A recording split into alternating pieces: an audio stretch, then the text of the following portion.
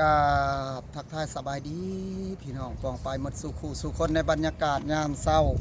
ยินดีต้อนรับเข้าสู่ส่องบ่าวคำพงบ้านนาเมื่อนี้ก็มาพบกันอีกแล้วทุกคนกับบ่าวคำพงเมื่อนี้จะไปทำบุญทำทานที่วัดมหาโศกทุกคนตอนนี้ก็ได้เดินทางใกล้มาฮอดแล้วทุกคนทางสีเขาวัดและกายดงเห็นมาเลยทุกคนตอนนี้ก็ไปเบิกไปทำบุญนำกันเลยทุกคนไปส่วนว่าทางเบื้องนี้ก็แม่นทางมาแต่ดงเห็นทุกคนกายดงเห็นมาแล้วตอนนี้ก็มาฮอดทางไปกุแลทุกคนขึ้นวิละกุแลตอนนี้ก็ได้ฮอดทางเข้าวัดมหาโศกและทุกคนตอนนี้ก็สิได้เข้าทำบุญทำทานทุกคนนำกันไปทำบุญทำทานนำกันเด้อทุกคนไปทุกคนตอนนี้ก็ได้เข้าไปที่วัดมหาโศกนำกันทุกคนไปทำบุญทำทานในบรรยากาศยามเช้าแต่เช้ามื้อนี้ทุกคนยังบ่มีคนอยู่ทุกคนเลยตอนนี้ก็ได้เข้ามาฮอดที่วัดมหาโศกและทุกคนเลยทุกคนเลยก็ยังบ่มีแขกคนอยู่ทุกคนตอนนี้เพราะว่าแต่เช้าบ่าวกำพงมาฮอดมื้อนี้ทุกคนเลยบรรดาแขกคนก็ยังบ่ทันมาอยู่ทุกคนมาเบิ่งว่ามื้อนี้เขาว่าซอยหม้ออยู่บ่แต่เก่าคนเต็มญาติทุกคนเลยมาทำบุญทำทานแต่ว่ามื้อนี้บ่เห็นหลายทุกคนทุกคนเลยแต่ว่ามาฮอดแล้วมื้อนี้ก็สิไปทำบุญทำทานแหละทุกคนเลยมาฮอดจอดถึงบุญหลายสายยาวมื้อนี้มาทำบุญนำกันเด้อทุกคนเด้ออันนี้เข้าฮอดบอนบูชมบูชาพี่น้อง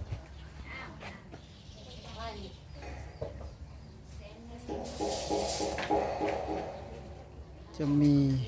เป็นขันทุกคนเอาไปบ้าอีกบอกไปแก้ไปแก้เดี๋ยวกับอันนี้กับอันนี้จะเอาไปโดนไปบ้างอันใดต้องมาบูชมบูชามีใบแกะใบบะคนเลยมากับบ่าวแสงมณีทุกคนมาบูชมบูชาสักการะบูชาทำบุญบูชาทุกคนอยู่ที่วัดมหาโศกมณีโอ้ยจังหวัดพวงสวรรค์มือชันวันดีแม่นเครื่องที่จะถวายทุกคนทางนี้เป็นเครื่องที่จะแก้บะแม่นบ่นี่ฮะแม่นแก้บะแล้วก็บะอ๋ออันนี้สักการะบูชาสักการะบูชาทุกคนเบิ่งทุกคนมาเด้อทุกคนมาทำบุญทำทานนำกันเด้อมื้อนี้มื้อสั่นวันดีมื้อจบวันสอบมื้อประกอบวันงามบุญหลายสายยาวได้มาฮอดที่วัดมหาโศกทุกคนมื้อนี้กับบ่ายได้มาทำบุญทำทานกับบ่าวแสงมื้อนี้2คนมื้อนี้ทุกคนเลยโอ้ยสุขกายสุขใจหลายทุกคนสากันบูชาเดี๋ยวติดตัวไปทุกคนบัดนี้สิได้ไปก่อนทุกคนไปถวายเพิ่นก่อนไปบัดนี้ทุกคนจะมีทางไต่ไปด้วยทุกคนเป็นน้ำเบื้องนั้นก็น้ำเบื้องนี้ก็น้ำเป็นหนองสระทุกคนแล้วมื้อนี้ก็ไปกับจานแสงมื้อนี้โหเป็นไรมื้อนี้ฮะไปทำบุญทำทานมื้อนี้ฮะโอ้ดีใจหลายดีใจหลายมื้อดีใจหลายถือว่าโล่งในใจเลยแม่นบ่โล่งในใจเลยถือว่ามาจากเทื่อเป็นครั้งแรกนั่นนี่ยังบ่เคยมาจากเทื่อแม่นบ่มาจากเทื่อเป็นครั้งแรกในชีวิตได้ยินแต่ว่ามหาโศกแล้วโอ้ยว่าจักสิไกลจำได้ว่าบ่ฮู้ผู้ขาก็ดีมื้อนี้จนถือว่าบุญหลายสายงานเติบจนมาฮอดจุดหมายปลายทางมาทำบุญโดยเฉพาะมื้อนี้ไปกันซั่นไปทุกคนไปนำกันเลยทุกคนเลยโอ้ทุกคน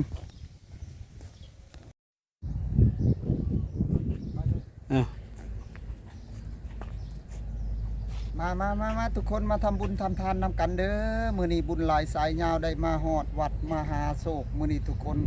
ถือว่าเป็นครั้งที่2มาปีกายนี่มาเทื่อ1ปีนี้หากาได้มาสุดนี่ทุกคนก็เลยมาทำบุญทำทานมื้อนี้ทุกคนโอ้ใจโล่งเลยทุกคนมาฮอดวัดมื้อนี้มาทำบุญทำทานทุกคนไปนำกันทุกคนไปทำบุญทำทานนำกันทุกคน งามหลายป้าแบบเครื่องประดับ ทุกคน ว่าประดับประดาบ่ธรรมดาพี่น้องป้าเบิ่งแล้วก็ภาคภูมิใจหลายพี่น้อง ทักหลายพี่น้องตอนนี้ก็ใกล้สิฮอดแล้วทุกคนเลยเบิ่งโอ้ยทางหนาวทุกคนมีพญานาคทุกคนไปกันทุกคน ตอนนี้ก็มาฮอดบอนบูสมบูชาแล้วทุกคนเอ้ยมาเบิ่งพญานาคองค์ใหญ่ทุกคนเอ้ยปู้ยพูนว่าโอ้ยทุกคนถือว่าสวยงามหลายทุกคนบอนไปบูสมบูชาทุกคนมาเบิ่งรูปพญานาคใหญ่ทุกคนถือว่าบอนเฮาไปบูชาแล้วทุกคนอยู่นี่ฮะแต่ละบอนเพราะว่าเฮามีทูบกับทูบลายสีทุกคนถือว่าคันมักเบงกับคันมักเบงลายสีหั่นนะทางลุ่มเนี่ยมาเบิ่งทางลุ่มนี่ทุกคนอันนี้จะพาทุกคนไปเบิ่งทางลุ่มนี่ทุกคนเป็น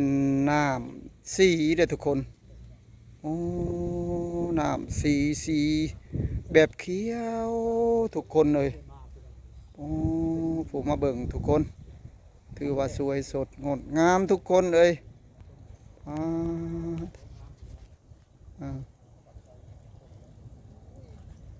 แบบน้ำโตนตาดนะทุกคนไหลลงตลอดน้ำกันดิทุกคนเลยไปนำกันทุกคนวันนี้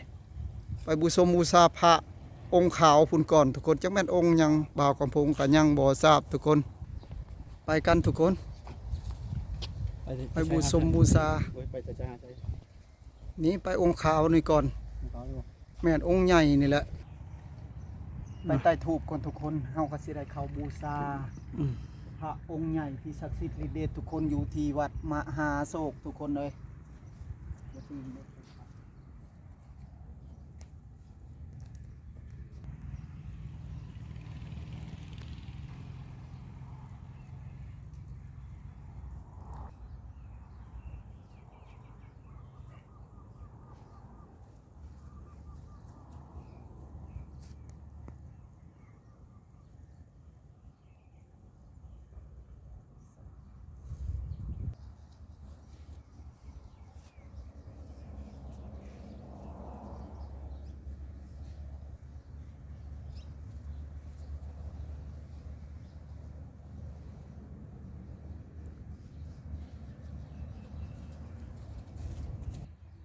มากับเบาแสงมื้อนี้ทุกคนมื้อนี้ก็มาทำบุญทำทานมื้อนี้มากราบมาไหว้เป็นพระองค์ใหญ่พี่น้องเอ้ย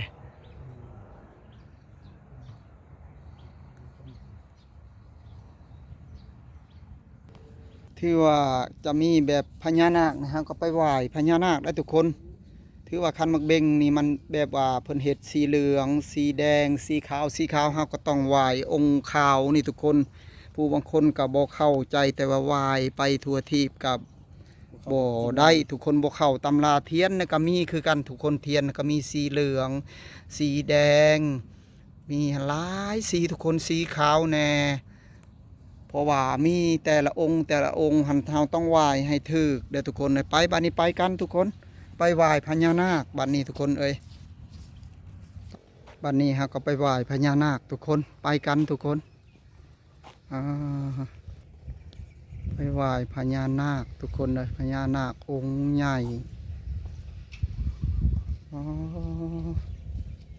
ไปกันทุกคนไปกัน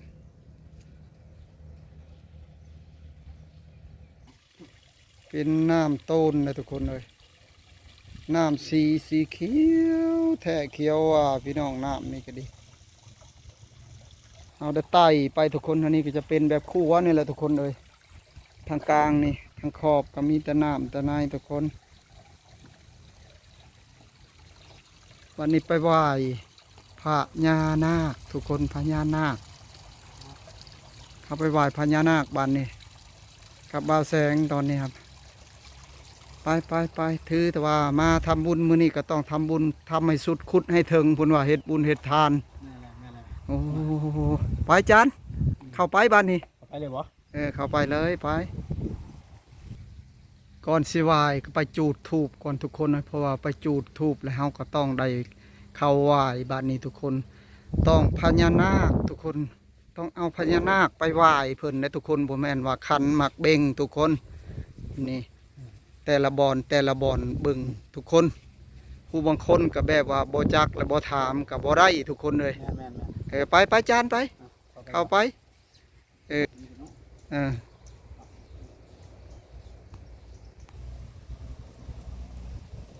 ต้องได้เข้ากราบเข้าไหว้ก่อนทุกคนเลยตู้บริจาคแหละมีเงินกับปอนเขาหันของเพิ่นบริจาคเด้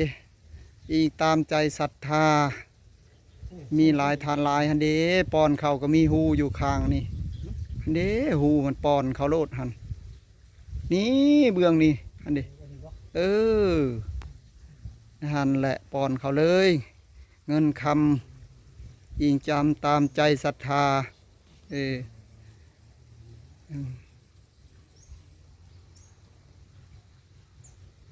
อุษาพญานาคทุกคนเลยสูงเลยทุกคนสูงหลายทุกคนคุณ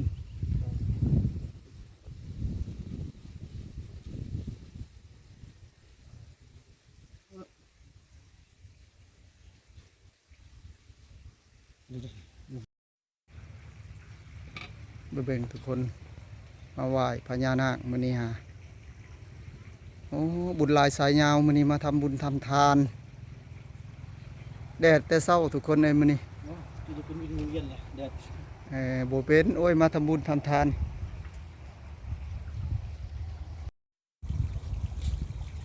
อันนี้ก็พากันหลั่งมาทำบุญทำทานแล้วทุกคนตอนนี้ก็ได้งาบตอนนี้ก็จะพาทุกคนไปที่องค์นี้ทุกคนเป็นองค์เวสสุวรรณทุกคนไปบูชมบูชาไปกันทุกคนก็มารอคิวทุกคนถือว่าเกียมสิเขาไปไหวทุกคนถือว่าเขาหลายคนได้บ่ถามว่าได้บ่กาดได้ครับแต่ว่ามันโบกคักทุกคนมันหลายคนแบบว่าแน่นนาโพดเฮาต้องเข้าเทือละคนทุกคนมาเบิ่งองค์นี้ก็เป็นองค์เวสสุวรรณทุกคนเป็นองค์ใหญ่อีกองค์หนึ่งทุกคนตอนนี้ก็เข้าไปไหวก่อนบ่าวคำพงของทุกคนเลยถือว่ามาฮอดก็สิได้ทำบุญทำทานถือว่าให้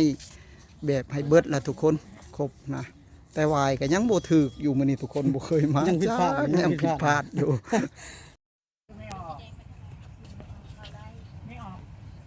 เข้าใดโดนบ้านตะลุงเมืองแขวงอันเมืองหยังเมืองตะโอยแขวงสารวัตรส่งมือนี่โลดให้มาส่งมือนี่โลดให้ได้คืนตอนนี้เราก็เดินทางมายังอีกทุกคนมากราบมาไหว้องค์นี้ทุกคนถือว่ายัง3 องค์ทุกคนเลยทุกคนเราก็มาฮอดองค์นี้ทุกคนเป็นยัง3 องค์ทุกคนเลยถือว่าใกล้สิแล้วทุกคนตอนนี้ก็ดีแต่ว่ามื้อนี้คนโบราณทุกคนแต่เก่าลายเอาแถวว่าเพราะว่าพระอาจารย์เพิ่นไปจำศีลมื้อนี้ทุกคน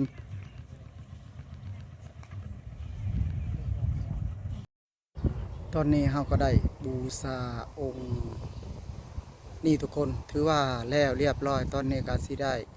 มุ่งหน้ามาทางนี้ทุกคนเพราะว่าเป็นหนองน้ำทางกลางทุกคนเลยเบื้องทางนี้ทุกคนได้ไต่ขัวไปนำกันทุกคนโอ้จะแม่นงามหลายทุกคนสวยงามแสดงว่าบุญหลายสายยาวมื้อนี้ทุกคนเลย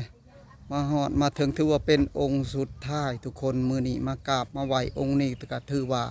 แล้วและทุกคนมาทำบุญทำทานมื้อนี้ยังบ่ทันเข้าทุกคนสิได้เข้าไปกราบก่อนทุกคนอันนี้ก็มากับอาจารย์แสงมณีเพิ่นโอ้มื้อนี้ยิ้มแย้มแจ่มใสแต่เก่าหั่นคือว่าหน้าบูดอยู่ทุกคนเลยมามื้อนี้ยิ้มเป้ยอยู่ได้มาจังแม่นอารมณ์เพิ่นดีมื้อนี้ฮะได้มาทำบุญทำทานก็เลยว่าภาคภูมิใจหลายในชีวิตเพราะว่าที่ผ่านมาก็ผู้ค้าก็บ่เคยได้ยินว่าวัดมาโซ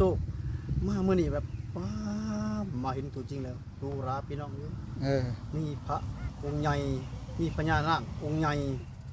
หลายองค์ประมาณ7 องค์นี่แหละเนาะในวัดประมาณนี้แหละ เบิ่งตัวจริงแล้วก็มาบูชาอันนี้เป็นดอกสุดท้าย ไปเข้าบาทนี่อาจารย์ทำบุญทำให้สุดคุดให้ถึงเพิ่นว่าทุกคนเลยจังได้บุญได้ทาน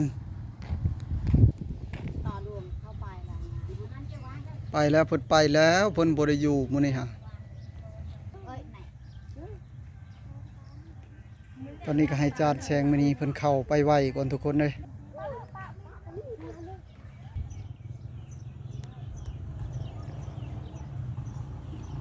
ถือว่าแล้วเนาะ จะเล็ดจะชิ้นนะ ถือว่าบัดนี้ฮะก็มาเข้าชุดท้ายทุกคนกราบไหว้พระสุดท้ายเป็นธูปเห็นบ่ทุกคน ถูกสีเหลือง ป็นธูปสีเหลืองทุกคนถือว่าขั้นสุดท้ายแล้วทุกคน เป็น5 ดอก ถือว่าแบบใดอันนี้หันแบบว่าเพิ่นว่าให้เฮง ให้เฮงให้รวย ให้มีรถใหญ่ให้มีเฮือนมั่งมีเงินคำทุกคนอันนี้หันเป็นพระองค์นี้ทุกคน แต่ว่าเราก็ต้องได้เข้าก่อนทุกคนเลย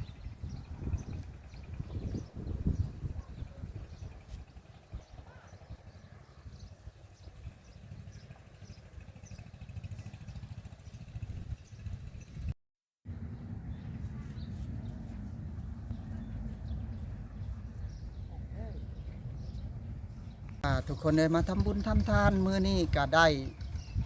แล้วเป็นที่เรียบร้อยสำเร็จเสร็จสิ้นถือว่าคู่องค์และทุกคนมื้อนี้มาเบิ่ง